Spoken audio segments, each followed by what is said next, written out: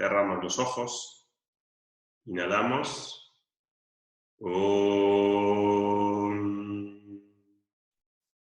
Om. Om.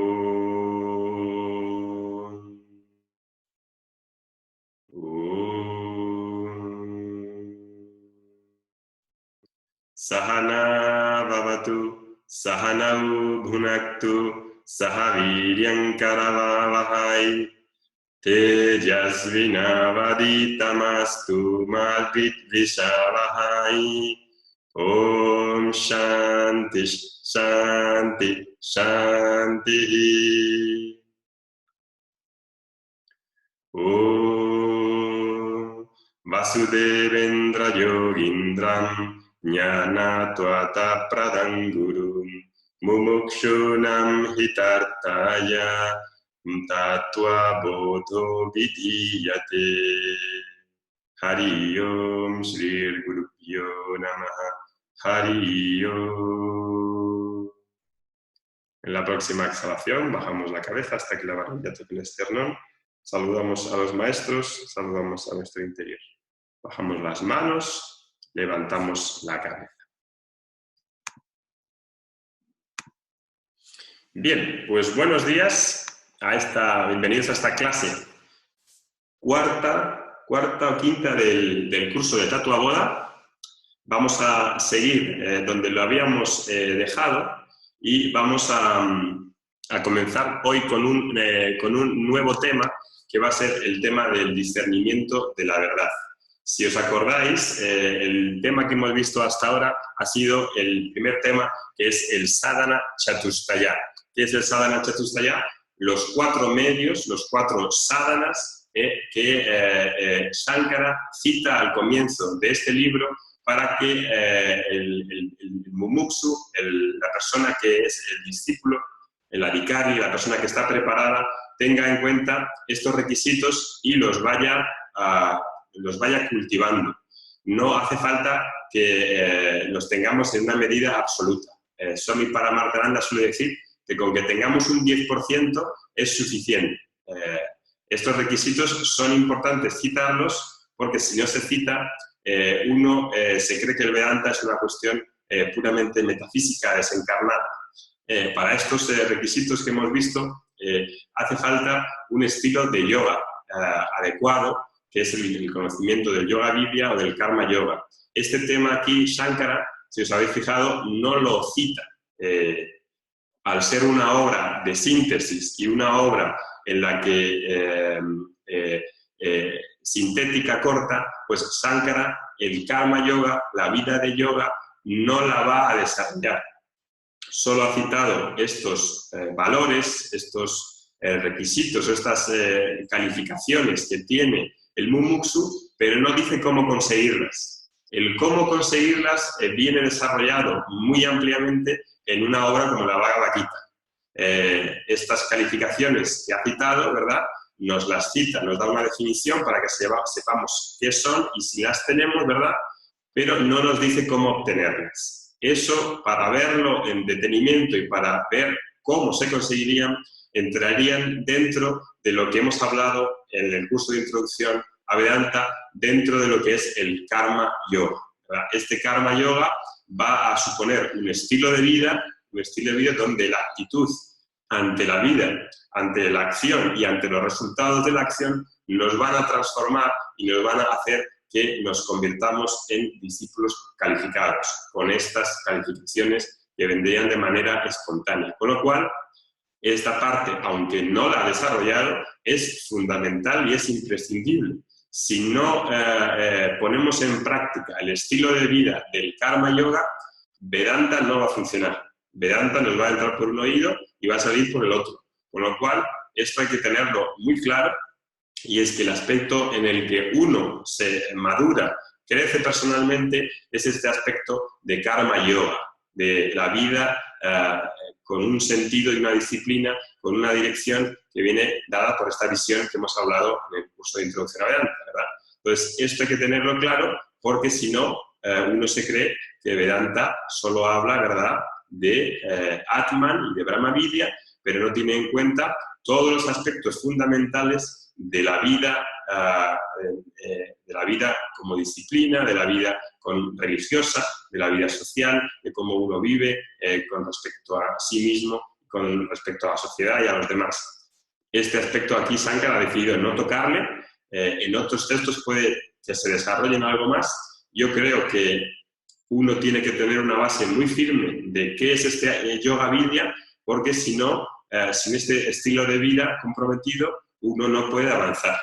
Entonces, esto hay que tenerlo claro, que habría que verlo, aquí no lo vemos. Es decir, que nos lo saltamos, pero para eso, pues, habrá que verlo más adelante y habrá que verlo cada uno estudiando por su cuenta. La Bhagavad Gita, por ejemplo, los capítulos 2, 3, 4, serían fundamentales a poner en práctica lo que está diciendo de este estilo de vida.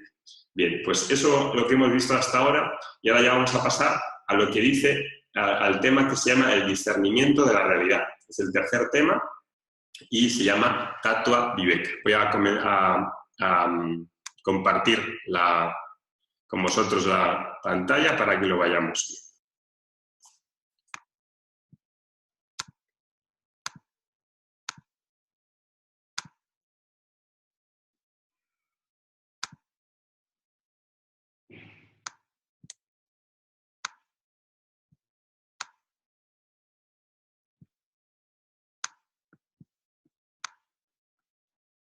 Bien, pues este tema empieza en el Sutra 14, que es el que vamos a leer, a recitar ahora. Dice el Sutra 14. Tattva Viveka Kaha Atma Satyam Tat Anyat Sarvam Mityeti. Lo recitamos juntos. Tattva Viveka Kaha Atma Satyam Tat Anyat Sarvam Mityeti. Bien, este sutra es muy escueto, pero muy claro. Dice, ¿qué es este discernimiento de la realidad, de la verdad? Kaha, ¿qué es el qué? El discernimiento, viveka, ¿de qué? Del tattva, de la realidad, de la verdad, última verdad. ¿En qué consiste este discernimiento de la verdad que has dicho al principio que es el medio o es el método por el cual uno va a obtener moksha? Es decir, que este Tattva Viveka vimos en los primeros sutras que el método para tener Tattva Bodha, que es el conocimiento de la verdad, que puede ser equiparado con el autoconocimiento, este Tattva Bodha, es un libro que proporciona autoconocimiento. Y hemos dicho que autoconocimiento es en realidad moksha. Es decir, que Tattva Viveka no va a ser otra cosa que el método para obtener moksha, para obtener la liberación. Y dice, ¿qué es este discernimiento de la realidad? ¿En qué consiste? Y dice, Atma Satyam.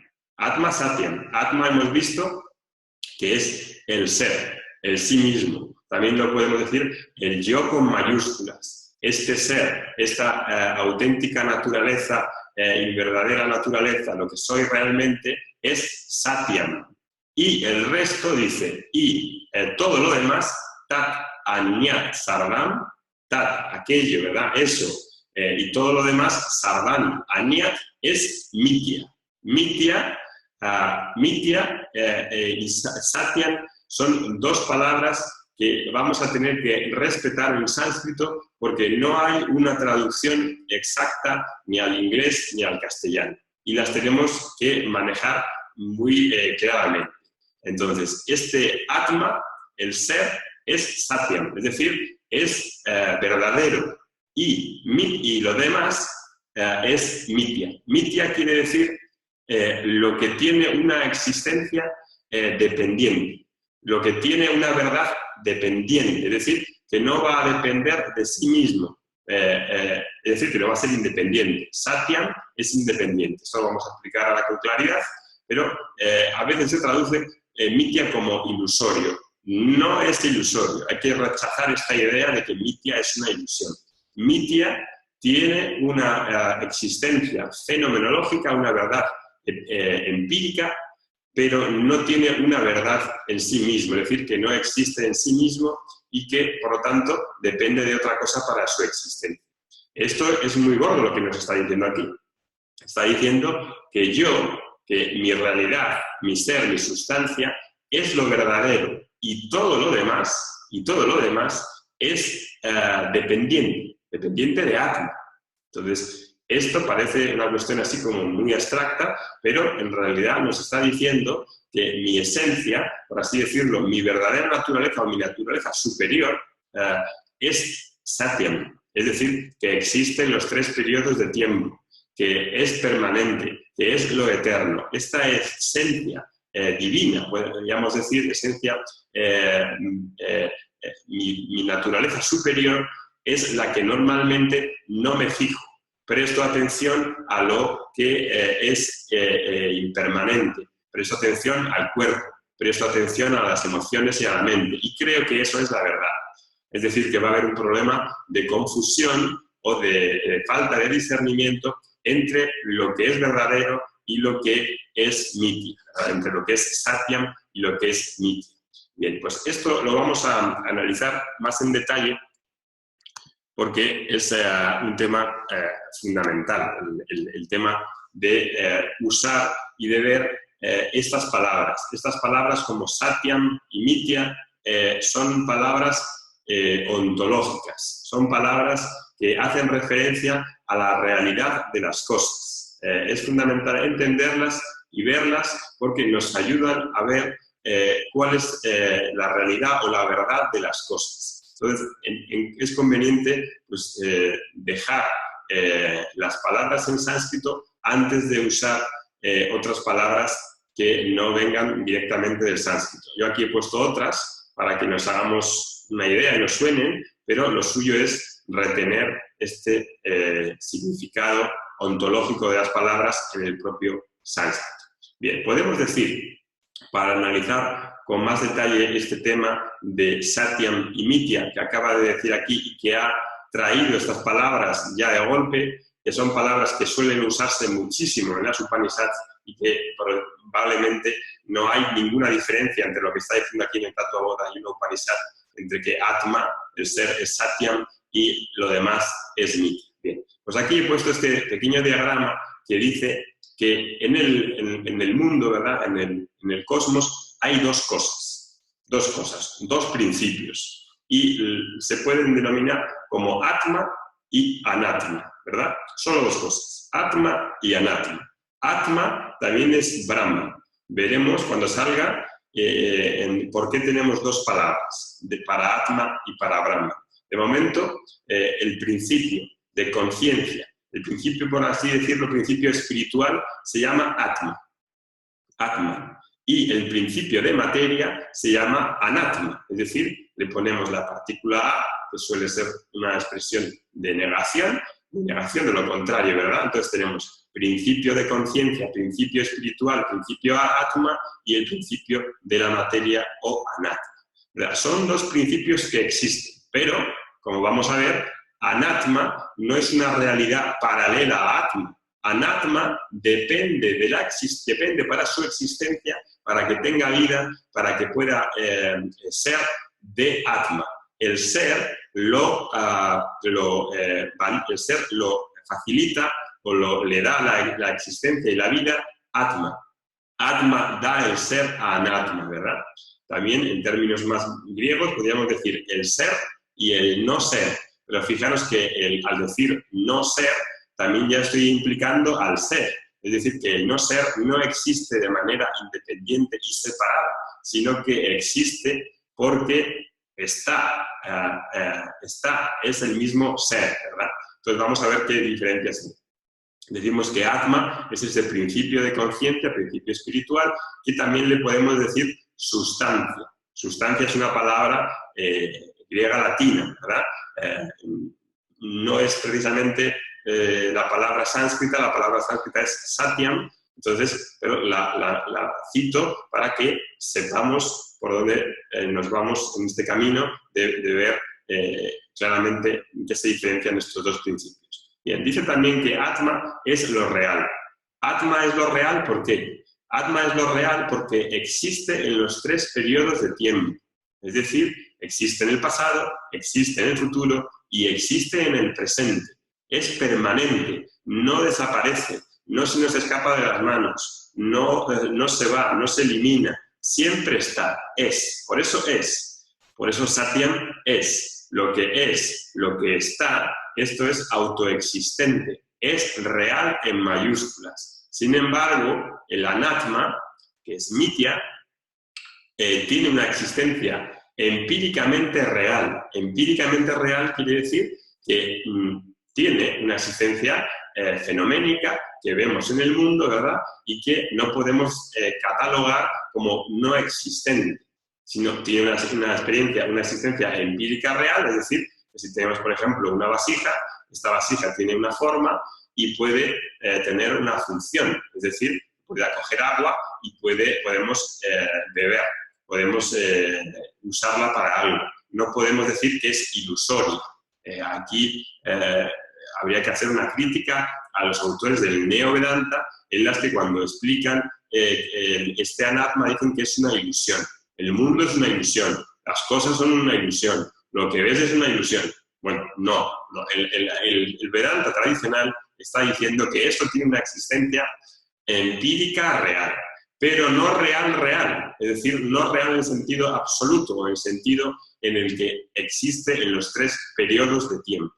El Satyam, este Atma, está siempre y es de forma eterna. Sin embargo, la materia, este anatma, lo que vemos en el mundo, no existe de forma permanente.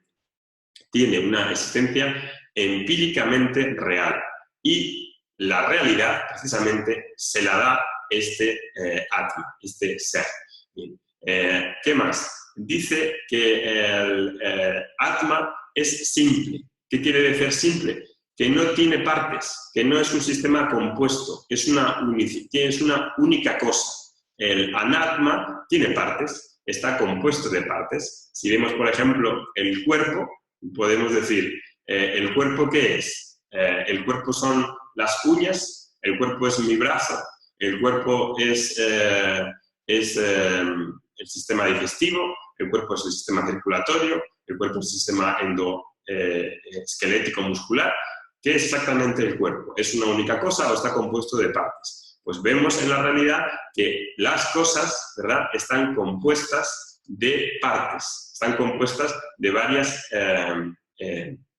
cosas que están inteligentemente ensambladas. Vemos que en la creación todo lo que hay está compuesto de partes que suponen una inteligencia. Hay un conocimiento que está claramente manifestado y que supone un creador que lo ha ensamblado de forma inteligente, ¿verdad? Entonces vemos que el cuerpo, cuando analizamos lo que es el cuerpo, no es una unicidad, sino que son varias partes que están ensambladas de forma inteligente. Sin embargo, Atman es uno, no tiene partes, no se puede dividir, ¿verdad? No se puede modificar, no está sujeto a cambios, y Anatma, por el contrario, está sujeto a cambios. El cuerpo nace, el cuerpo decae y el cuerpo desaparece, ¿verdad? Esto no sucede con Atma. El cuerpo está sujeto a los cambios, está sujeto al tiempo y al espacio, es decir, que sufre modificaciones y, por lo tanto, pues no es permanente, tiene una existencia temporal. Atma, el ser, tiene una existencia que es siempre y es, por lo tanto, eterna. Ni nace, ni muere, ni tiene modificaciones. Es inmutable. Para esa palabra usamos Satya.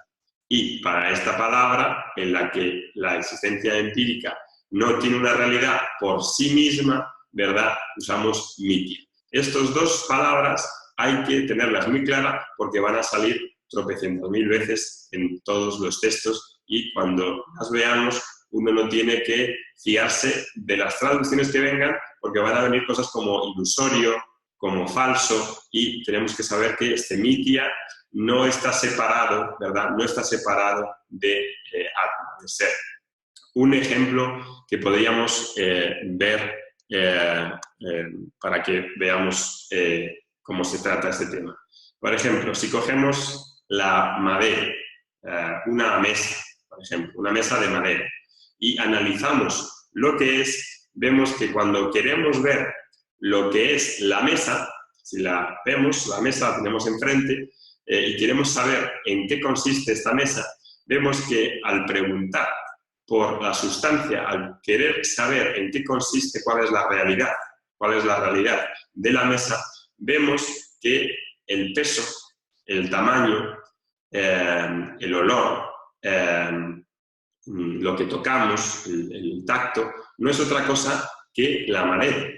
Es decir, que parece que hay dos palabras para una misma cosa. Tenemos por un lado mesa y madera, pero usamos dos palabras diferentes para diferenciarlo. Sin embargo, estamos viendo ya desde el principio que la mesa no tiene una realidad separada de la madera. La mesa en su totalidad no es otra cosa que madera. La mesa no está separada de la madera. No hay una entidad sustancial. No descubrimos una sustancia cuando decimos mesa. Si pensamos en la mesa, si miramos la mesa, lo único que vemos es la madera. Esa es su sustancia. Eso es a lo que nos referimos con Satyam.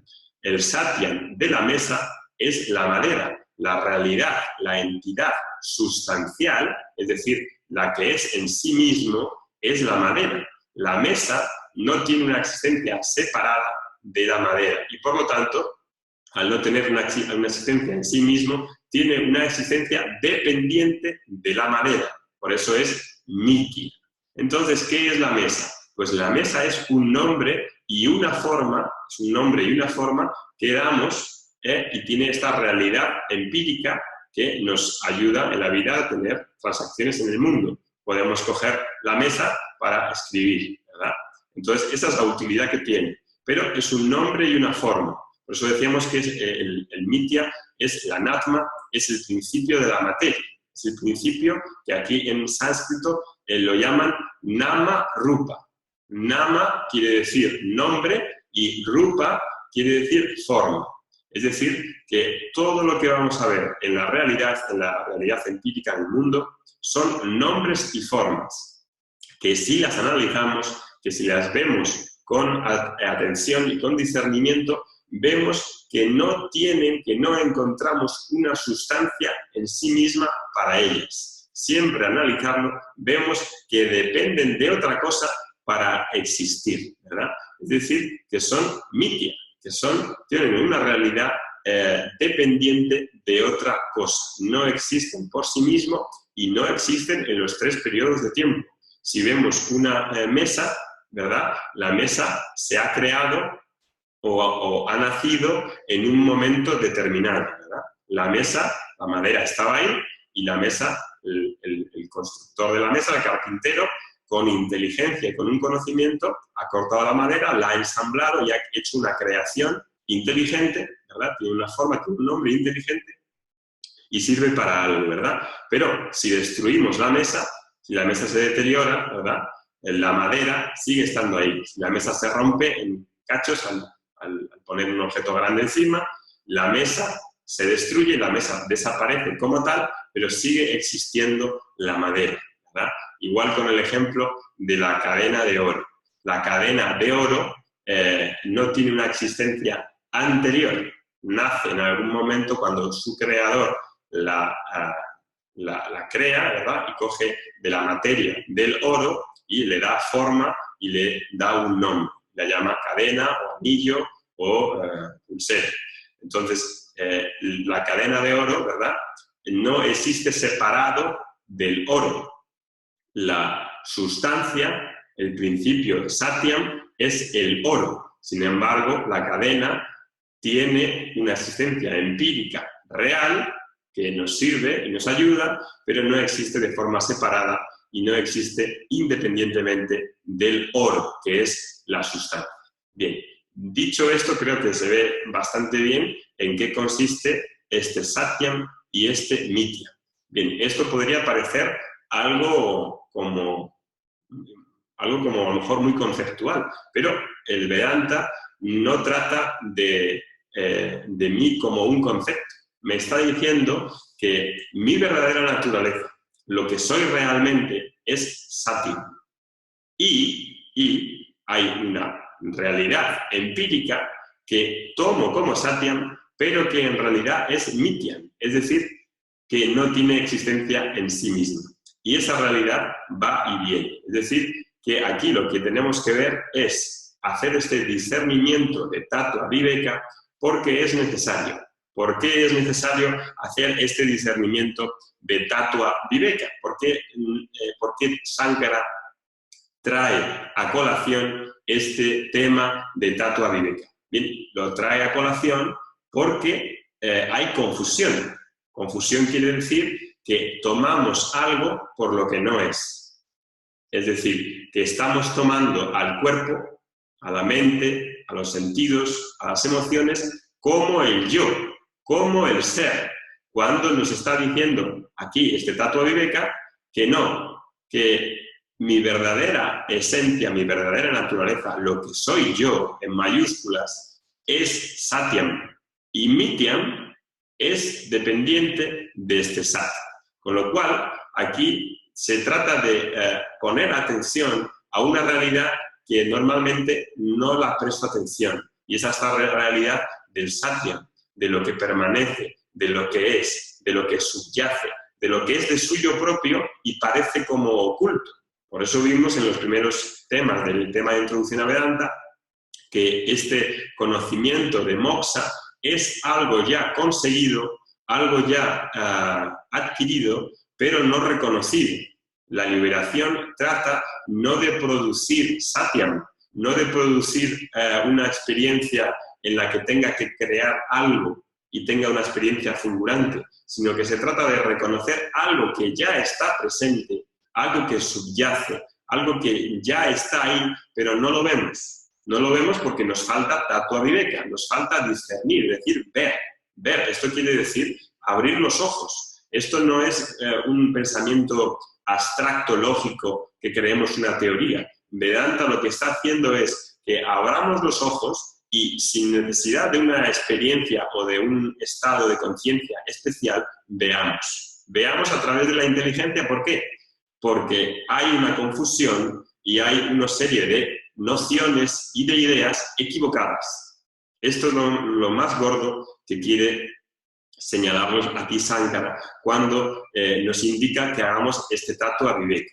Tenemos confusión sobre lo que somos y para eso se necesita discernir y eliminar las nociones que uno tiene sobre sí mismo, sobre lo que es este yo, sobre lo que es este ser, ¿verdad? Y por eso se necesita negar y eliminar las nociones incorrectas. Y eso será fundamental entenderlo. Si no se entiende, uno dirá, es que el Vedanta es intelectual.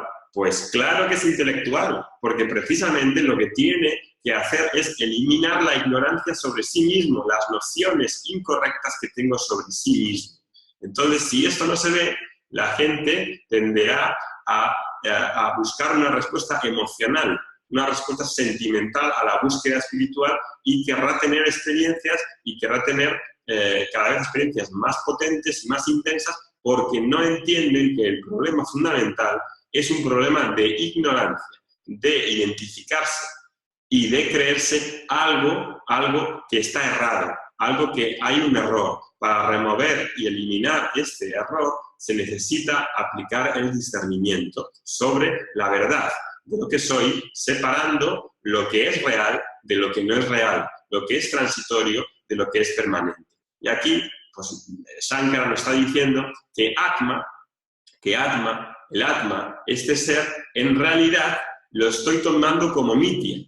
¿Qué quiere decir eso? Que mi ser, mi verdad, en realidad no la conozco, no tengo ni idea de lo que es. Y tomo el cuerpo, es decir, tomo el cuerpo que es Anatma, o Mitya, es la misma palabra, este cuerpo, esta mente, lo tomo como lo real, lo tomo como Satyam, cuando es Mitya, ¿verdad? Entonces hay una confusión entre realmente mi esencia y lo que es transitorio y aparente y lo que va y viene, ¿verdad? Entonces aquí el tema de usar el Viveka, este discernimiento, es por esta razón, porque se mezclan las dos cosas. Se mezcla lo que creo ser con lo que no es. Entonces, tengo una confusión, me tomo por lo que no soy. Me tomo porque soy únicamente el cuerpo. Y no tengo ni idea de lo que es el Atma, el ser. Es decir, que hay un intercambio, hay una inversión de nociones. Y esta inversión de nociones la tengo que solventar a través de ver claramente, a través de exponerme al Vedanta y al Sastra y ver claramente lo que dice en la inteligencia, porque no hay otro sitio. No hay otro sitio para ver.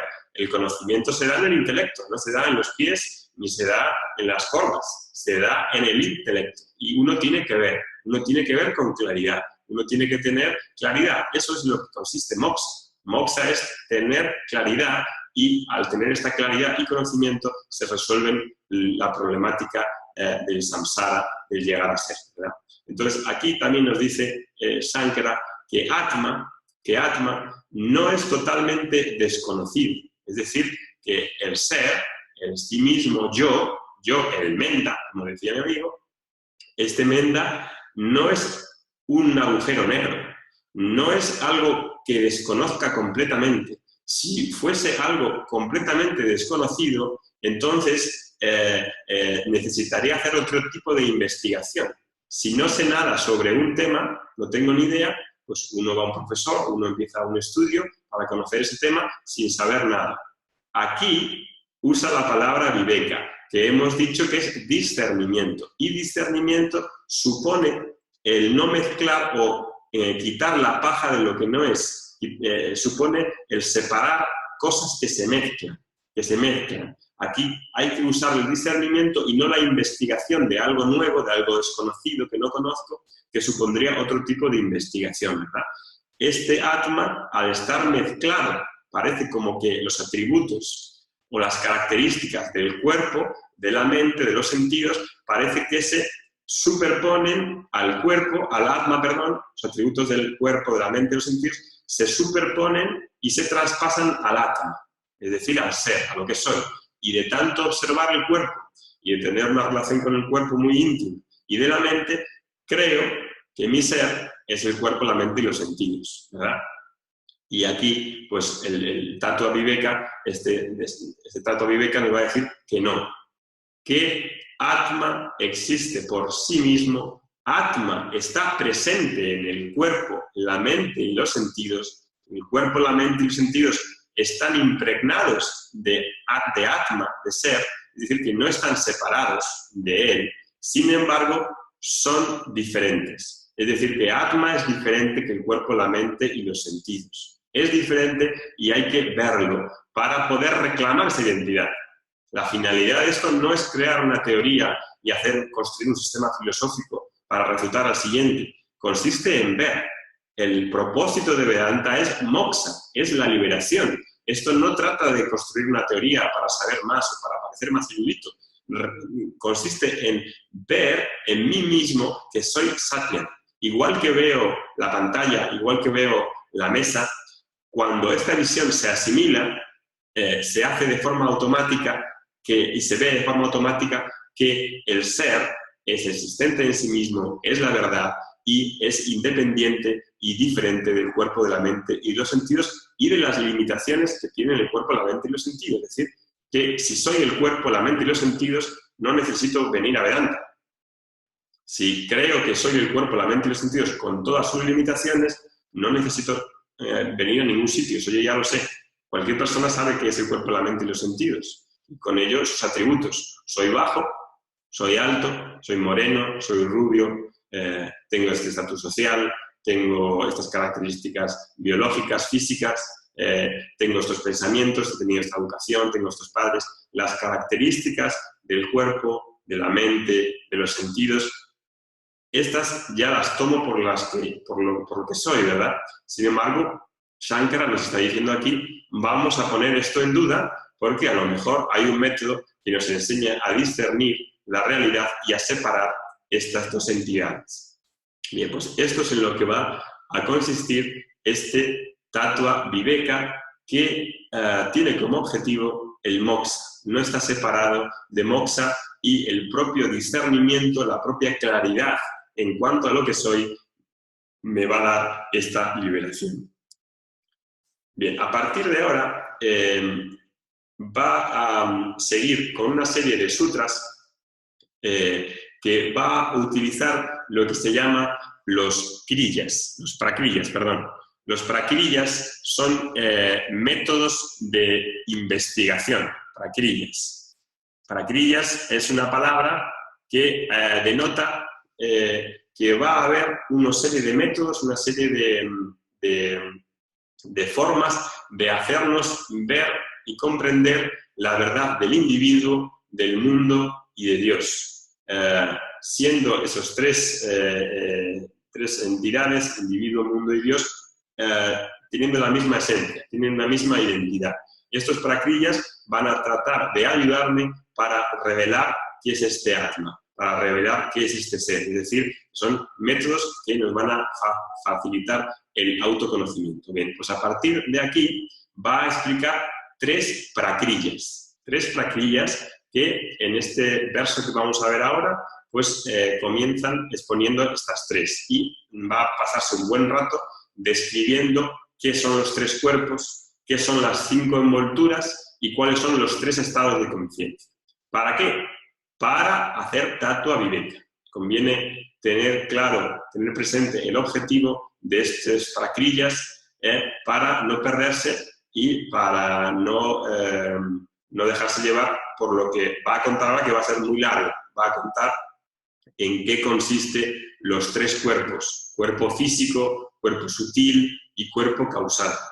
En qué consisten las 5 envolturas o 5 cosas. Cosas, esto es un término sánscrito, cosa, que significa capa, envoltura, caja también significa. Es un término que se usa mucho también en yoga de Patanjali y el yoga de el Sankhya, hablan de ello, de las cosas, y aquí suele haber mucha confusión porque parece que estas envolturas cubren el Atma, y uno tiene que estar pelando o quitando esas capas, como necesitándolas de eliminar esas capas para ver el ser, para ver el Atma. No, Vedanta dice rotundamente que no hace falta quitar nada. Los panchakosas son errores por los cuales uno se identifica con las 5 cosas, con las 5 envolturas, que son diferentes funciones en la personalidad. Entonces son 5 errores en los que uno se va a confundir con las funciones fisiológicas, se va a confundir con estados de ánimo y no hace falta removerlos. No hace falta removerlos porque el ser, el Atma, permea todo, es lo que da vida a todo. Es como si dijeseis, para la vasija hace falta quitar, para que entender que la vasija, o que la mesa, el ejemplo que hemos puesto de la mesa, para entender la naturaleza de la mesa, ¿hace falta quitar a la mesa en sí? No. ¿Hace falta quitar el barro? No. Sin necesidad de quitar la mesa, uno puede ver que es madera, ¿verdad?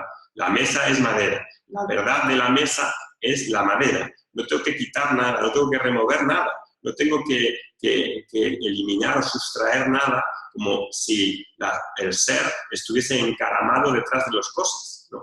Las cosas son errores y hay que verlos, hay que entenderlos para simplemente trascenderlos en el sentido de entenderlos. Y una vez entendidos no hace falta removerlos, no hace falta remover el cuerpo, no hace falta remover la mente, hay que entender qué suponen para ver qué errores hay detrás, qué identificaciones incorrectas y qué nociones incorrectas hay.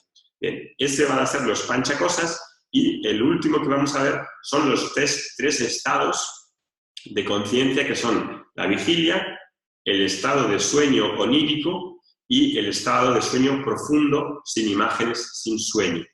Estos 3 prakrillas son muy utilizados. A veces no se señalan como prakrillas, pero lo he puesto así en esta diapositiva para saber que hay métodos que a veces no se estipulan como tal, no se dicen, voy ahora a enseñar tal prakrilla, sino que directamente te lo encuentras en los sutras y no sabes qué es ese prakrilla que está usando, pero lo digo aquí así para saber que cuando lo veáis son prakrillas, hay unos cuantos, aquí usa 3 y son muy típicos en todas partes de las Upanishads, en las Bhagavad Gita se usan mucho. Bien. Esto es importante que no os dé miedo los nombres, porque si lo sabéis, cuando leáis los textos originales, os va a dar mucha alegría en el sentido de que lo vais a encontrar y vais a decir, ah, mira, los 3 cuerpos, las 5 cosas, los 3 estados de conciencia, y los vais a distinguir muy bien. Y cuando uno los distingue muy bien y los agrupa como prakrillas, pues entonces maneja, ¿verdad?, el texto de una manera muy diferente que alguien que no lo sabe, que lo mezcla todo y que no sabe que son prakrillas, que no saben que van juntos, ¿verdad? Es conveniente tenerlos clasificados, categorizados, para que cuando aparezcan sepamos a qué se está refiriendo. Bien, pues en el sutra anterior, en el sutra 16, 15, perdón, ya toca este tema. Empieza este tema de los prakrillas, que es una continuación, ¿verdad?, del tema de Tattva Viveka. No es otra cosa que el Tattva Viveka, que empieza a decirnos qué es el ser. Bien, pues vamos a leer este sutra. Dice: Atma Kaha, Stula, Suksma, Karana, Sarira, Vyatirik Taha, Panchakosa Atita San, Avastha Traya Shakshi, Satchidananda Swarupa San, Yatish Tati Sa Atma. Bien, lo leemos otra vez juntos. Atma Kaha, Stula, Sukshma, Karana, Sarirat, Vyatiriktaha, Panchakosa, Atitaha, San, Avastha, Traya, Satchidananda Swarupaha, San, Yatishtati, Sa Atma. Bien, veis, es un poco largo. Es un poco largo y va a empezar a ir glosando qué es el ser, qué es el Atma, y al mismo tiempo va a decirnos qué es el Anatma. Es decir, que va a usar la negación, es decir, el modelo negativo de conocimiento que es necesario. ¿Por qué es necesario? Para negar las nociones incorrectas, para negar lo que estoy tomando como ser. Hay que decir no. Eso no es, y luego habrá que decir lo que es, pero muy útil y muy fundamental va a ser decir lo que no es, porque en eso consiste remover la ignorancia. Para remover la ignorancia y eliminarla, hay que eliminar las nociones incorrectas, y por eso usa este método, que es el método negativo. Dice, ¿qué es el ser? Atma Kaha, y dice ya lo primero, Stula, Suksma, Karana, Sarira. ¿Qué es esto? Sarira, la palabra sarira significa cuerpo, y hay 3 cuerpos en este modelo que usa el Shastra. Para ver lo que es el cuerpo hay varios modelos, como podemos tener varios modelos como el modelo químico de los elementos químicos de la tabla periódica. Podemos usar varios modelos. Aquí, en estos tiempos, tenían un modelo, y vamos a ver este modelo para ver qué es Atma y qué es Anatma. Entonces dice que el ser, este Atma, es diferente. Vyatiriktaha. ¿Es diferente de qué? De Stula, Suksma, Karana, Sarira. Stula es el cuerpo físico, el cuerpo tosco. Aquí lo hemos traducido como cuerpo tosco. Tosco quiere decir físico, el cuerpo anatómico. El cuerpo físico es el Stula Sarira. No os dejéis impresionar por el sánscrito, cogedlo porque os va a venir muy bien tener estas palabras. Van a repetirse mucho, y si las repetís, si sois profesores de yoga, os va a venir muy bien. Si no sois profesores de yoga y sois estudiantes de Vedanta, os va a venir fenomenal, porque vais a manejar la terminología y no os va a dar miedo ver estas palabras cuando las veáis en los textos. Suksma. Suksma significa sutil, es decir, lo que no es visible, lo que no tiene por qué tener una forma densa o tosca que se vea con los ojos. Tiene una existencia, pero es sutil. Vamos a ver qué es. Y el cuerpo karana, el cuerpo causal, la causa o el principio de estos 2 cuerpos es el cuerpo causal. El primer cuerpo es el cuerpo causal, es decir, el cuerpo de la causa. Karana significa causa, es decir, el principio por el que nacen los otros 2 cuerpos. Bien, pues dice que este ser es diferente de los 3 cuerpos. Bien. ¿Qué dice además? Es libre. ¿Es libre de qué? Libre, o también aquí la traducción es atita, es que está más allá. Más allá quiere decir que es libre. Es decir, pancha cosa, aquí estamos leyendo pancha cosa atita. Atita es libre o más allá de los pancha cosas, más allá de las 5 envolturas, que vamos a ver qué significan las 5 cosas, las 5 envolturas. Pues dice que está libre de ellas. ¿Bien? Luego además dice que es el testigo de los 3 estados, es decir, que es saksi. Saksi, aquí, saksi es testigo. El testigo es ¿de qué? De los 3 estados. Traya, aquí la palabra traya, 3, y abasta. Los 3 estados, vigilia, sueño onírico y sueño profundo, sin imágenes. Bien, pues dice que es el testigo, Atma es el testigo de estos 3 estados. Y ahora, una vez que he acabado diciendo lo que Atma no es, lo que el ser no es ni los 3 cuerpos, ni los 5 panchakosas, ni los 3 estados, y es el testigo de los 3 estados. Eso no es el Atma. Y ahora dice, en sentido positivo dice, y Atma, sa Atma, Yatishtati, lo que disfruta o lo que tiene, el qué, la naturaleza, Swarupa, aquí, Swarupa quiere decir naturaleza, Swa es en sí mismo, y Rupa es forma, es decir, la palabra junta, su propia forma, su propia naturaleza es ¿de qué? Sat Chit Ananda. Eso ya lo hemos visto en otra ocasión, Sat Chit Ananda, es decir, que el ser es de la naturaleza, de la verdad, existencia, conciencia y plenitud. Sat, aquí viene escrito como Sak. ¿Por qué? Porque, si os fijáis aquí en las reglas de Sandy que hemos visto ya alguna vez, la T, aquí donde tengo el puntero, la T más la C, es decir, una palabra que acaba en T más una palabra que empieza por C, la primera palabra pierde la T y se convierte en C. Es decir, aquí tengo el ejemplo, Sat más Chit es Sak Chit, es decir, que la T se hace C. Y lo mismo, cuando una palabra termina en T y le sigue una vocal, la T de la primera palabra se pierde y se convierte en D. Chit. Entonces tenemos aquí que este Sat Chit Ananda, como vemos aquí, Sat Chit Ananda es Sat con T, Chit con T y Ananda. Pero por las reglas de Sandy, las reglas lingüísticas, se convierte en Satchidananda. Satchidananda es como se pronunciaría, Satchidananda. En vez de decir Sat Chit Ananda, Satchidananda. Bien, pues este ser, este Atma, lo que yo soy, mi auténtica naturaleza, mi ser real, es de la naturaleza de la existencia, que existe en los 3 tiempos, pasado, presente y futuro. No desaparece, no muere. El ser es inmortal. El ser no es el cuerpo que muere. El ser es eterno, es inmortal. Existe en los 3 periodos de tiempo. Por eso dice que es verdadero, que es real, que es existente. Eso es Sat.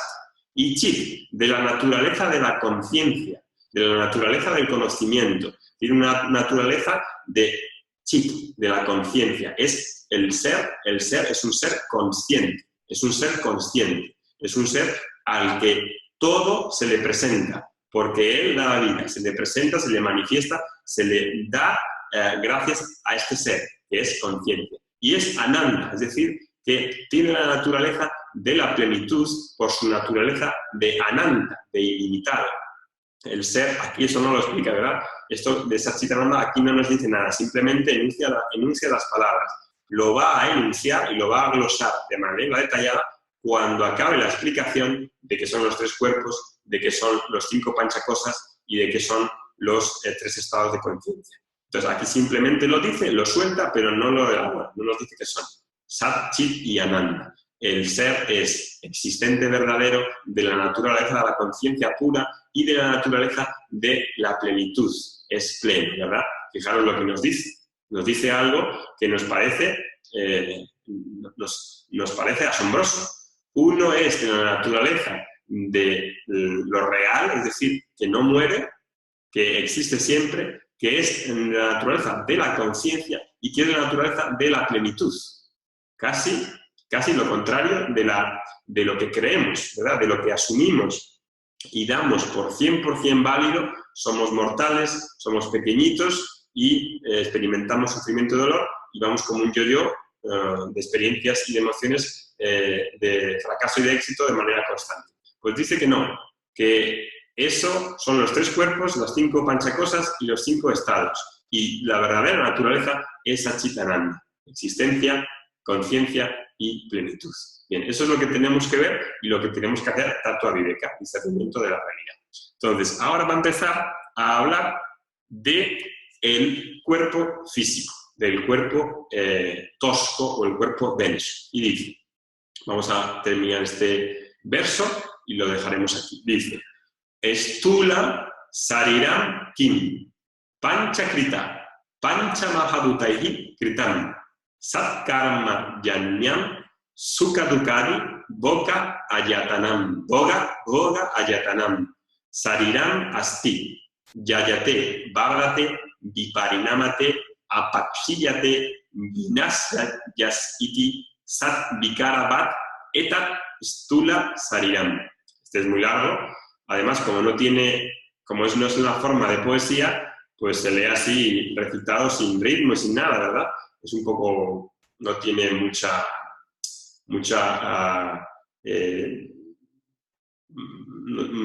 ritmo, melodía, no lo hace bonito, como si fuese la poesía, como si fuese la Bhagavad Gita. Entonces, vamos a leerlo otra vez juntos. Stula Sariram Kim, Pancha Krita, Pancha Maha Bhutaihi Kritam, Sat Karma Yanyam, Sukha Dukkadi, Bhoga Ayatanam, Sariram Asti, Yayate, Bhardate, Viparinamate, Apakshiyate, Vinasyati, Sat Vikara, Vat Etat Stula Sariram. Si lo veis, lo he separado con guiones, porque en la parte de arriba se ve toda la palabra junta. Si no lo hubiera partido, os hubiera costado probablemente más. Aquí lo he puesto con guiones, aunque no sea la forma más estricta de verlo, pero para facilitar la visión, os lo he partido así. Bueno, pues dice, vale, me has dicho que Atma no es el cuerpo tosco. Y me dice, entonces, ¿qué es el cuerpo tosco? Ahora va a decir, ¿y qué es el cuerpo tosco? ¿Y qué es el cuerpo sutil? ¿Y qué es el cuerpo causal? ¿Y qué son los panchakosas? ¿Y qué son los 3 estados de conciencia? ¿Y qué es Satchitananda? Ahora va a empezar a desarrollar todo esto que ha introducido en este sutra. Entonces empieza por el cuerpo físico. ¿Qué es el cuerpo físico? Stula Sarira Kim. Dice, el cuerpo tosco es Panchikrita Pancha Mahabhuta. Es decir, que el cuerpo tosco o físico está hecho de los 5 grandes elementos quintuplicados. No os asustéis, cuidado, no os asustéis. ¿Qué quiere decir esto? ¿Qué son los Mahabhutas? Los 5 grandes elementos. ¿Cuáles son los 5 grandes elementos densos? La tierra, el aire, el espacio, el fuego y el agua. Esos son los 5 elementos que sigue este modelo que había en ese momento, ¿verdad? Tenían este modelo, que es un modelo válido.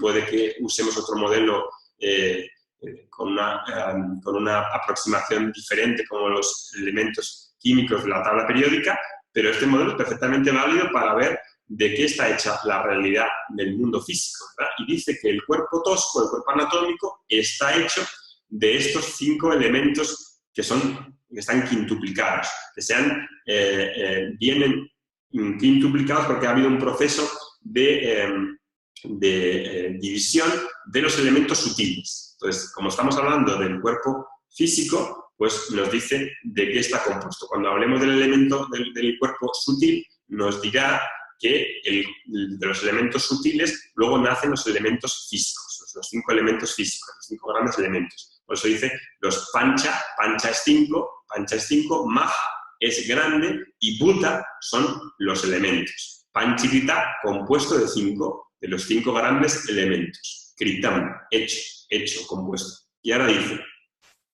Sat, aquí, Sat, Karma, Yanyam. Es decir, que Yanyam, esto viene de nacer, de Yamma. Nacer, nace el cuerpo, nuestro cuerpo nace del karma bueno, del sat, del karma que es bueno, nace de las buenas acciones. Es decir, ahora vamos a explicarlo, este cuerpo, cuando nace de un puña, de un mérito, no nace de acciones malas. Tener un cuerpo humano es una bendición porque supone que anteriormente hemos hecho acciones meritorias que nos dan como resultado tener un cuerpo humano.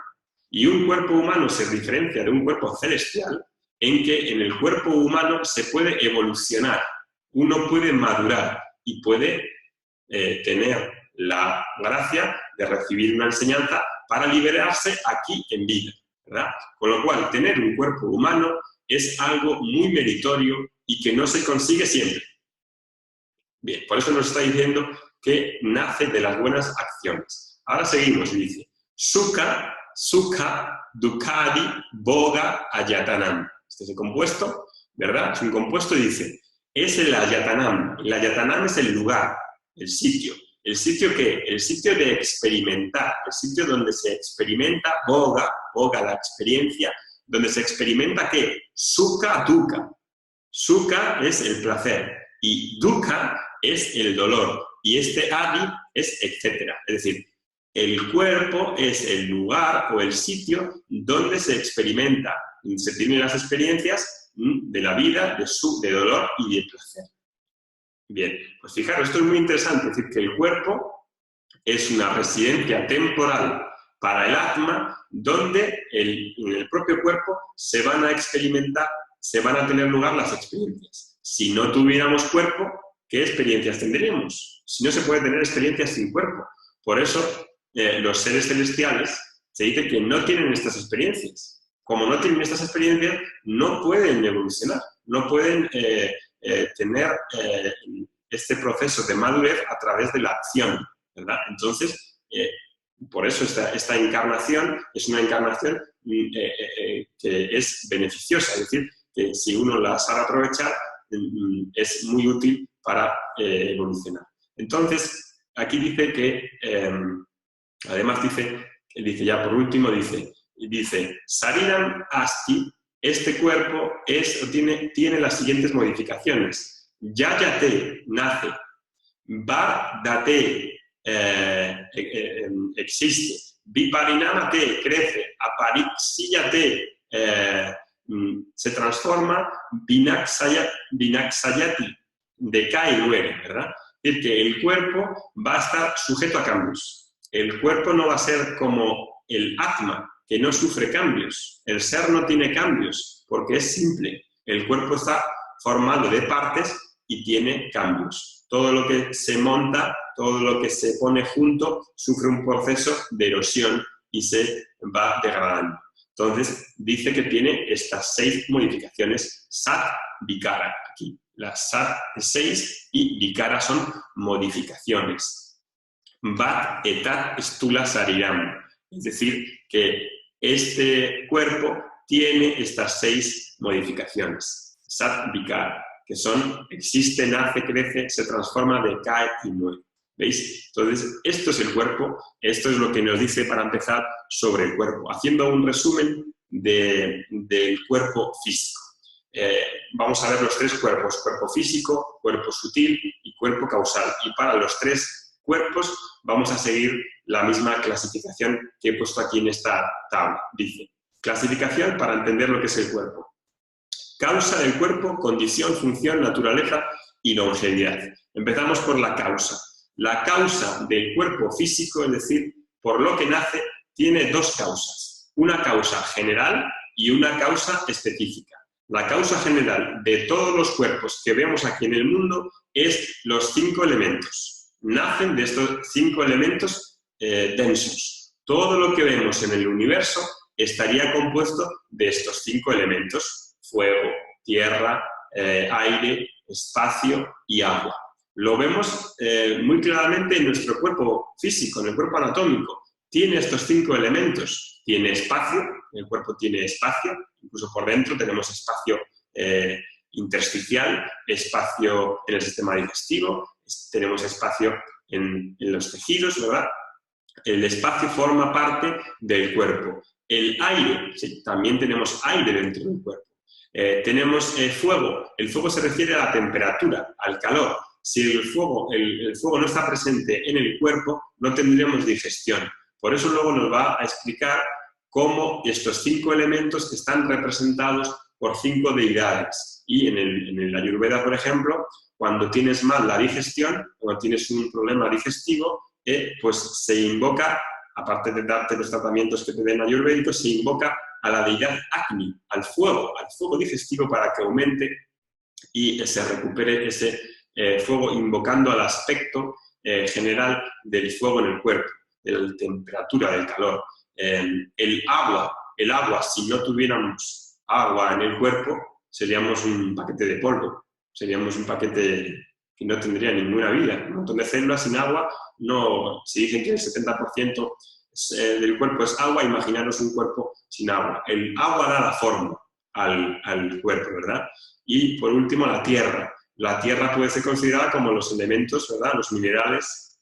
Los minerales, si no tenemos en el cuerpo minerales, no tendríamos esta parte de la tierra que nos da el cuerpo. El cuerpo nace de la tierra. ¿Por qué nace de la tierra? Porque la madre, cuando come, ¿verdad? Cuando ya tiene el bebé en su cuerpo, el feto, en lo que come la madre lo come de la tierra, lo que da de comer la tierra, los vegetales, sin las verduras, todo lo que nace de la tierra y que comen también los animales. Si la madre come carne, los animales comen de otros animales y esos animales al final, si son vegetarianos, comen de la tierra, de lo que da la tierra, ¿verdad? Con lo cual, por eso se dice que el hombre está hecho de comida. El hombre es lo que come en su composición química. Por eso tiene este elemento de tierra. Si vemos el cuerpo, está compuesto de estos elementos, pero el cuerpo en sí, ¿verdad? Los minerales en sí no es el cuerpo, ni es la persona. Sin embargo, es una parte de ellos. Si uno dice que el cuerpo son células, ¿sí? Es un reduccionismo. El cuerpo no son solo células, o la persona no son solo células. Solamente fijarse en la parte física es un reduccionismo.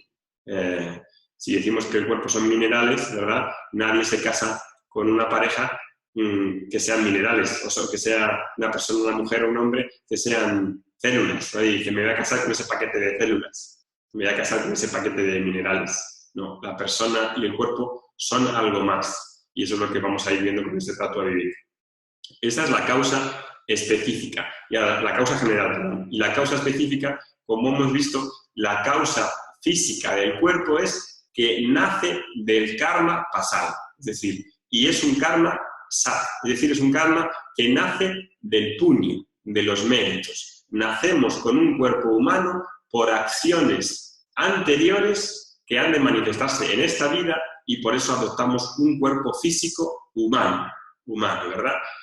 Otros cuerpos nacen del papa, es decir, de los deméritos. El cuerpo físico, el humano, nace de los méritos, ¿verdad?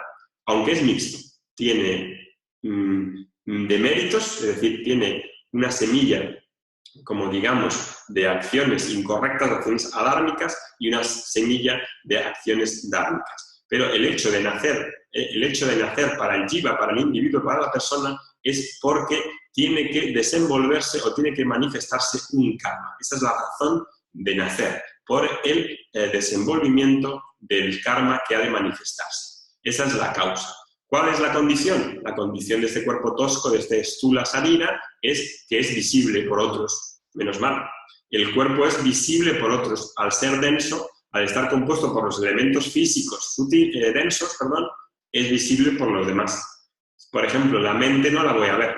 La mente, cuando veamos el cuerpo sutil, la mente forma parte del cuerpo sutil, la mente no la ve. Puedo inferir que hay una mente por las expresiones, por las emociones, por cómo habla, pero no puedo ver la mente. No puedo ver los pensamientos. Gracias a Dios. Si pudiésemos ver los pensamientos, sería un desastre en la vida. Podríamos leer todo lo que está pensando de nosotros, lo que están diciendo. Sería un auténtico caos. Menos mal que el cuerpo sutil con la mente son sutiles y no se ven. Aparentemente no se ven como vemos el cuerpo físico, ¿verdad? Esta es la condición del cuerpo físico. La función lo ha dicho en el sutra, es el ayatanam de las experiencias boga de sukha y dukkha. Es decir, que esta función de experimentar dukkha, el dolor y el placer, a consecuencia de un karma anterior, que son karmas meritorios y demeritorios, estos karmas que hemos hecho, esas actividades, acciones que hemos hecho en vidas anteriores, que tienen un talante de punya, de acciones meritorias, o de papa, acciones demeritorias, se manifiestan ahora en la forma de situaciones y de experiencias agradables y desagradables. Fijaros qué interesante, ¿verdad? Es decir, que todo lo que nos pasa no se concibe por suerte, no es una cosa aleatoria. Todo lo que nos sucede es un desenvolvimiento de acciones pasadas que ahora se manifiestan en situaciones agradables y desagradables. Esto es fundamental entenderlo porque para aceptar los órdenes de realidad en la vida tenemos que ver lo que nos sucede, que no es una cuestión de suerte. Lo que nos sucede sigue un patrón y sigue un orden, y ese orden no está separado del Señor y no está separado de los resultados del karma pala que forma parte de la creación, ¿verdad? Entonces, esta función de las experiencias de sukha y dukkha, ¿verdad?, es la razón de la funcionalidad del cuerpo. Bien, la naturaleza que hemos visto ya del cuerpo tiene 6 modificaciones: nace, decae, sufre cambios, se deteriora y desaparece, ¿verdad? Esta es una naturaleza que es así, lo vemos en todo lo que esté compuesto de partes, en todo lo que tenga partes y tenga estos elementos físicos, pues su naturaleza no es permanente, sufre un desgaste y desaparece. Esa es la naturaleza. ¿Y la longevidad? ¿Cuál es la longevidad del cuerpo físico? Una vida, es lo que contamos como una vida. El cuerpo físico nace y se desintegra. No muere porque se transforma, pero se desintegra, y decimos que la vida de este cuerpo físico, que para los hindús es una prenda, es una residencia temporal de Atma, ¿verdad? Pues este cuerpo se desintegra y en la siguiente vida asumimos otro cuerpo físico, ¿verdad? Y aquí es ahora donde ya entra el siguiente cuerpo sutil, que este no se destruye con el cuerpo físico. El cuerpo sutil permanece y es en realidad lo que reencarna en otros cuerpos físicos en sucesivas vidas. Este cuerpo sutil es el que vamos a comenzar el próximo día. Lo vamos a dejar aquí. Voy a quitar la pantalla.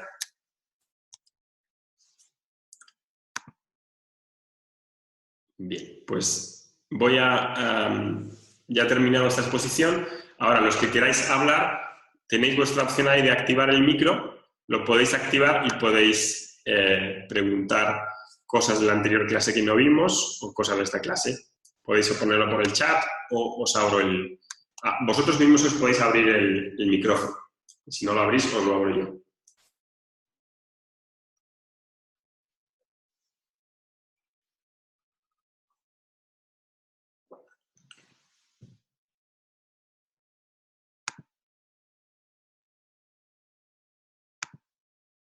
Después de 3 semanas habéis tenido dudas.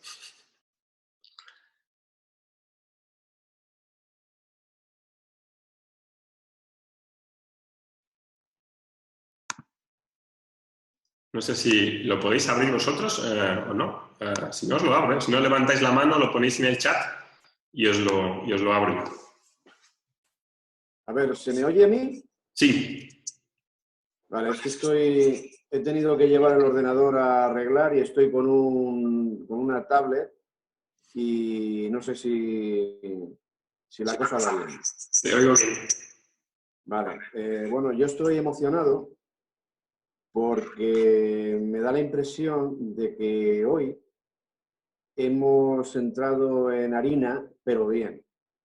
Es que aunque venimos con la misma línea que otros días, esta vez está la cosa muy práctica. Esa es la sensación que me da. Y me alegra mucho que esto vaya tomando este matiz, ¿no? Porque Bueno, pues porque veo que es un camino que yo estaba esperando encontrar en algún momento, ¿sabes? Y bueno, pues nada, te agradezco de verdad, te agradezco muchísimo que estés aquí dándonos estas clases, porque sé que a mí me van a valer muchísimo.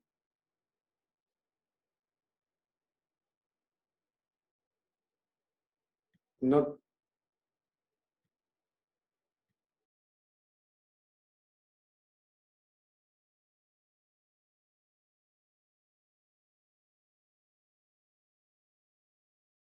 Sí, perdona, que no había abierto el micrófono.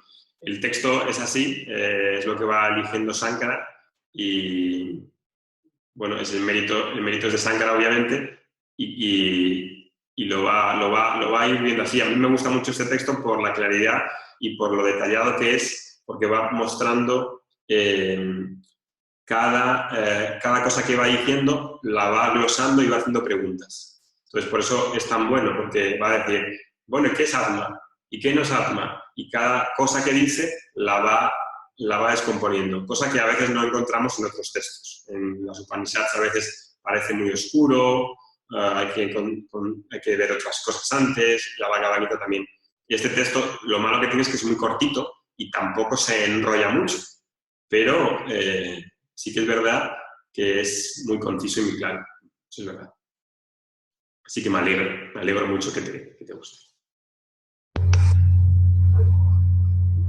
Yo también te doy las gracias por el conjunto de las clases, sobre todo, digamos, en lo que has grabado y que lo podemos ver las veces que necesitemos. Yo estoy necesitando, digamos, leerlo y escucharlo, estos vídeos que nos han ya enviado varias veces. He tenido problemas y no he podido leerlos y escucharlos tantas veces como quisiera, pero ahí están. Así que muchas gracias también por ello y por las clases, como dice Antonio. Muchas gracias.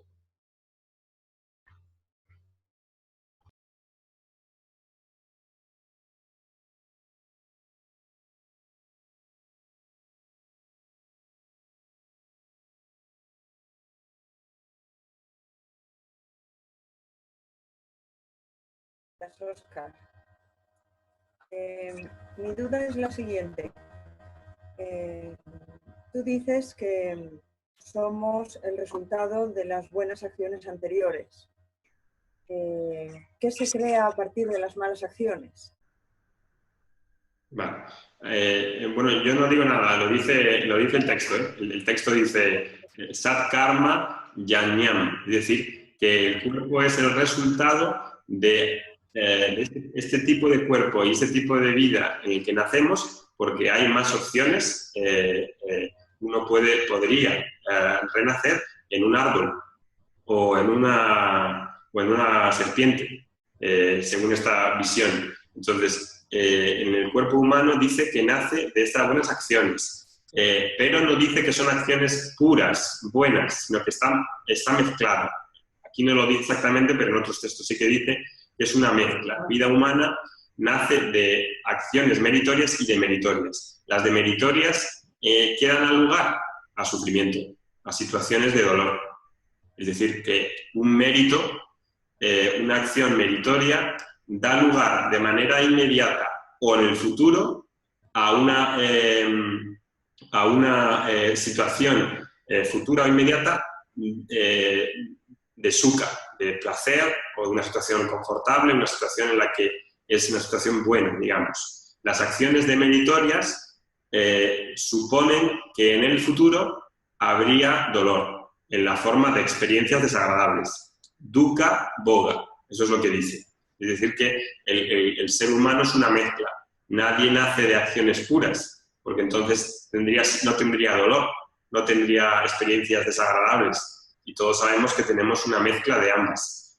Experiencias desagradables y experiencias agradables. Ese es el resultado. Con lo cual, esto es una ley natural que vemos también en la realidad. Sabemos que a una acción mala puede corresponder una situación desagradable, pero lo que no podemos ver es cuándo se manifiesta. Es decir, el momento en que tenga que desenvolverse o manifestarse esa situación desagradable no lo sabemos. Y no podemos saberlo porque no somos omniscientes ni tenemos control sobre las leyes que producen esos resultados. Eso solo lo podría saber Dios.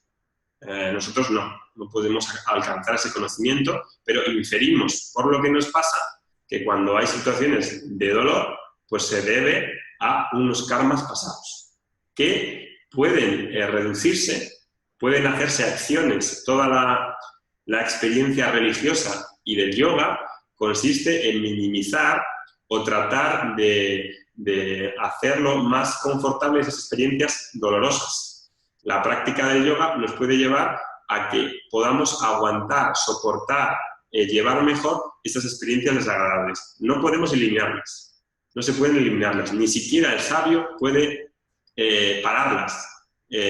Cualquier sabio, cualquier ñani tiene enfermedades, tiene dolor y tiene en su cuerpo sufrimiento. Otra cosa es cómo las lleve y cómo las llevemos nosotros.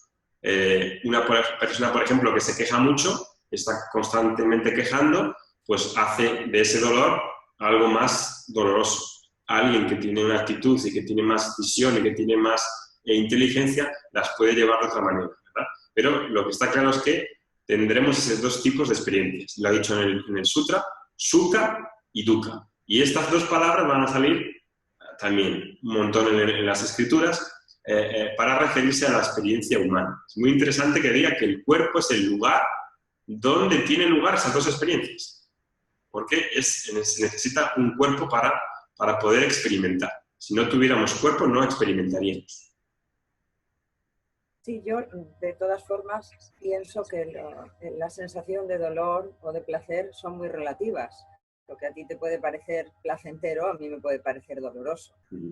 Y por otro lado, pienso que cuando no se manifiestan en uno, es posible que se puedan manifestar en los demás o incluso en la naturaleza. El karma negativo que produce cada persona se puede llegar a manifestar en tsunamis, en tempestades, en guerras, en fin, no lo entiendo, pero se me ocurre pensar. Cuando no se manifiestan en uno, ¿qué ocurre con eso negativo que está ahí? Claro, el karma de una persona está ligado al conjunto de la sociedad y de ese tiempo. No se puede coger un karma de una persona y sacarlo del conjunto de su comunidad, de sus seres queridos, de los seres que hay alrededor. Todos están entrelazados. Incluso podríamos decir que quien nace en un país determinado o en una familia determinada no nace por azar, sino que nacen todos entrelazados porque ese karma nos involucra con todos. Que se produzcan situaciones determinadas en las que están alrededor tampoco son aleatorias, estamos implicados. El dar la clase aquí nos implica a todos, es decir, que hemos tenido una serie de karmas anteriores que nos ponen en contacto y que nos implican. Es decir, que todas las relaciones que tenemos no son aleatorias, estamos relacionados completamente. Es como Dayananda lo explica cuando dice, cuando comes pasta, no puedes coger ¿cómo se dice? Un filo de un hilo de la pasta y quitarlo por separado, ¿verdad? Dice, no, en la pasta no puedes separarlo, todos los karmas se entremezclan, todos los karmas están relacionados con los demás y tenemos que lidiar también con los demás y con sus situaciones, ¿verdad? Por lo cual, por eso implica el karma yoga una vida de relación con los demás. La persona básicamente es una relación con los demás que nos hace crecer con la disposición adecuada y con la visión del karma yoga. También como anécdota, por ejemplo, Dayananda dice, las personas que nacen en Estados Unidos tienen que manifestar en esta vida un conjunto de karmas diferentes que las que nacen en la India. Es decir, claro, que si una persona nace en un país determinado, la situación política, geográfica, la situación cultural de un país implica que van a tener preponderancia una serie de karmas. Entonces, en la vida del individuo, por el karma acumulado, que ya lo veremos en este capítulo, en este libro, al final del libro viene la teoría del karma explicada, pues el karma que se desenvuelve en esta vida, ¿verdad? Que se llama prarabdha karma y que tiene que manifestarse en esta vida, es un conjunto de karmas que se han de desenvolver en unas circunstancias determinadas y para eso necesita un entorno dado. En otro tipo de vida necesita otro entorno dado y nacemos en otras situaciones diferentes. Por lo cual, se tiene en cuenta, claro, todo lo que hay alrededor. Nada es aleatorio. No se puede hablar de suerte. Suerte lo decimos porque no entendemos, porque no somos los creadores de la creación, ni conocemos las leyes de la creación. Entonces decimos que tengas suerte o que la suerte te acompañe, como diría en Star Wars, la suerte te acompañe. Pero es una forma de decir, bueno, pues como no sé lo que pasa, la suerte te acompaña. Pero no hay suerte. En este modelo no existe la suerte.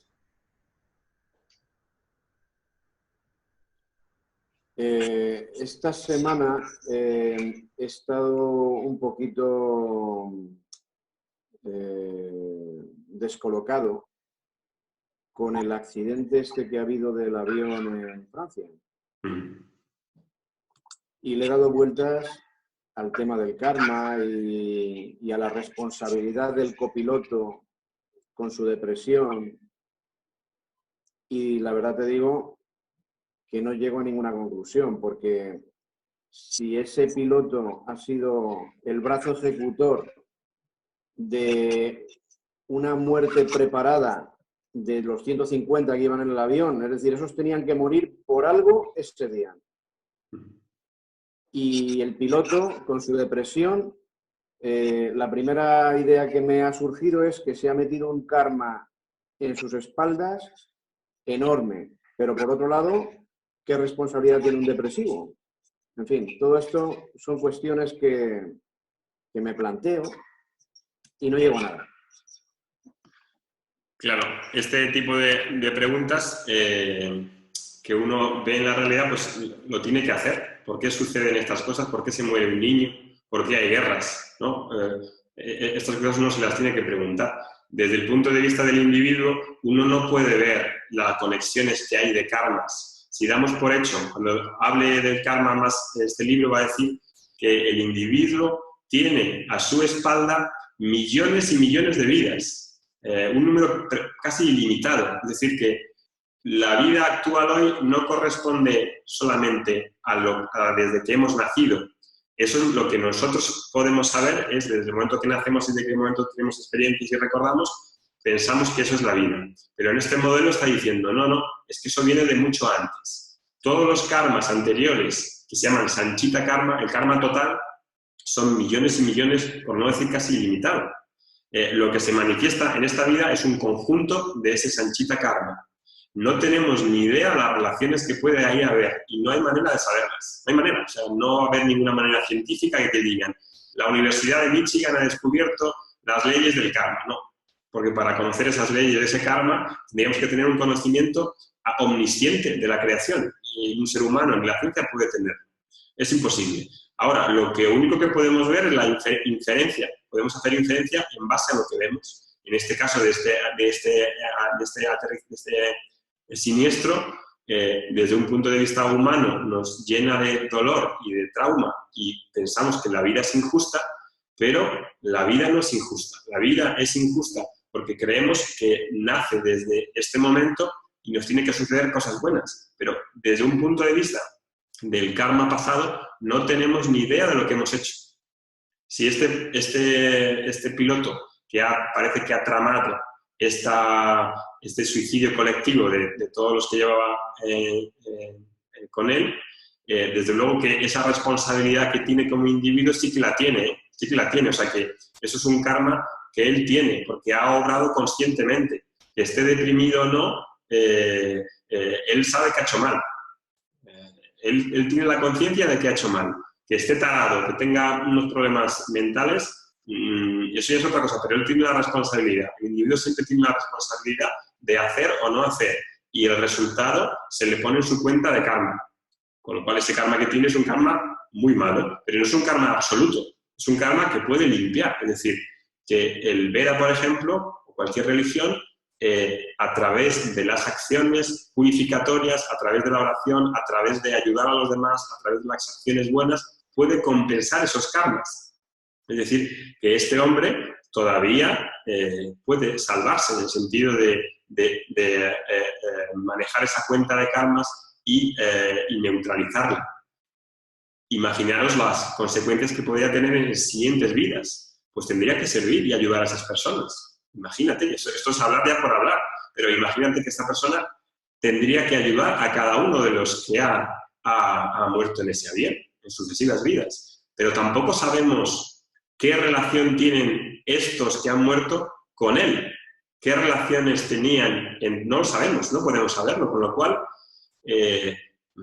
puede ser una situación de neutralización. Es decir, los que iban en este avión, no en esta vida, pero en otras vidas, podrían tener cuentas pendientes con el otro. Es decir, que eso no lo sabemos. Es decir, que parece un poco frío y desagradable hablar así, es decir, tenían cuentas pendientes con otros, no existe una injusticia, siempre hay justicia. Por eso se dice, en el cristianismo se dice que la providencia, el plan de Dios no puede ser conocido y que todo tiene un porqué. En la cuestión védica se dice, todo tiene un porqué, no porque a Dios le reparta gracia y reparta malas acciones y buenas acciones a unos y a otros como si tuviese preferidos, sino porque el individuo tiene unos karmas y eso fructifica. El karma, una vez que se hace, no se puede parar, tiene que fructificar. Y poner en movimiento la acción tiene lugar a que se den ciertas consecuencias. Esas consecuencias no sabemos, solamente vemos resultados.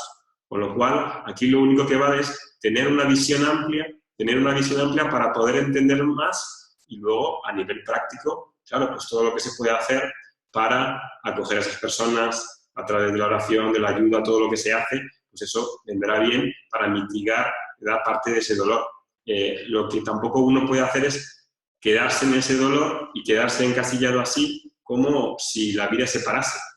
Evidentemente, si a uno le pasa que se le muere un hijo ahí, se queda paralizado, pero para eso están precisamente estas enseñanzas, para hacernos ver un poco más allá de nuestros propios ojos. Es decir, que quizá lo más doloroso sea que alguien se te muera así, pero ahí no se tiene que acabar la vida. Esto lo que nos da es un trasfondo y una visión fuera de los ojos comunes, fuera de la visión corriente.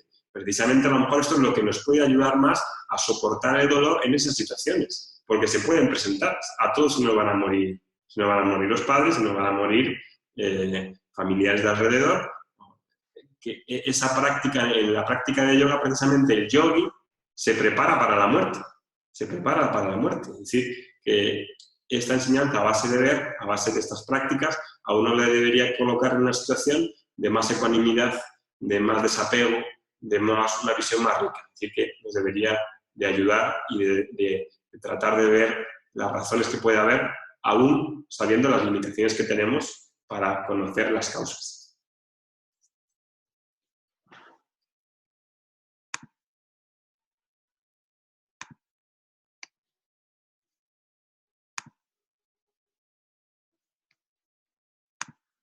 Pues no sé si tenéis más cosas.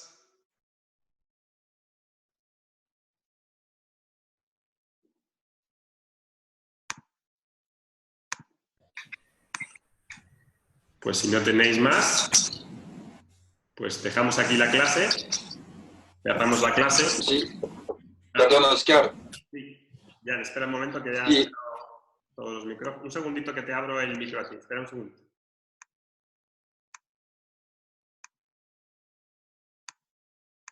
Adelante, Jan.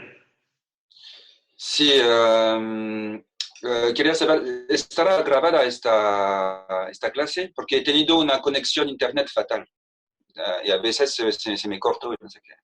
Sí, las tengo grabadas, a partir de ahora las grabo todas. O sea que las grabo y luego las subo, como siempre. Vale, gracias.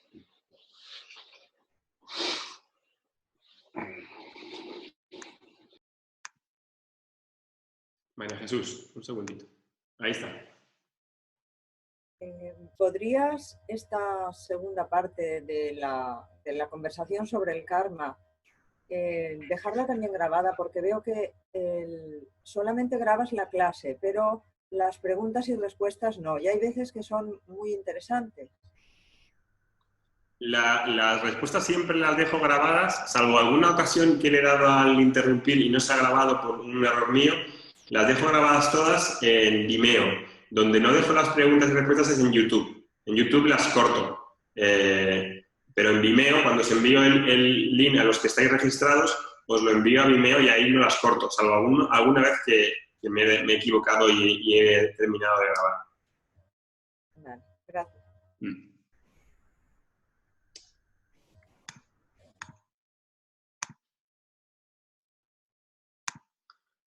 Pues si no tenéis nada más, son ya -4, cerramos aquí la clase y terminamos entonces con la oración.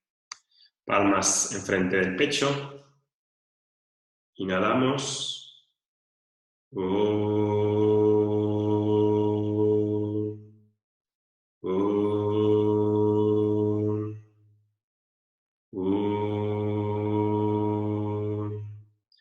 Asatoma Satgamayam Tamasoma Yotirgamayam Mirtyormaramritargamayam Om Shanti Shanti Shanti Hari Om Shri Gurupyo Namaha Hari Om.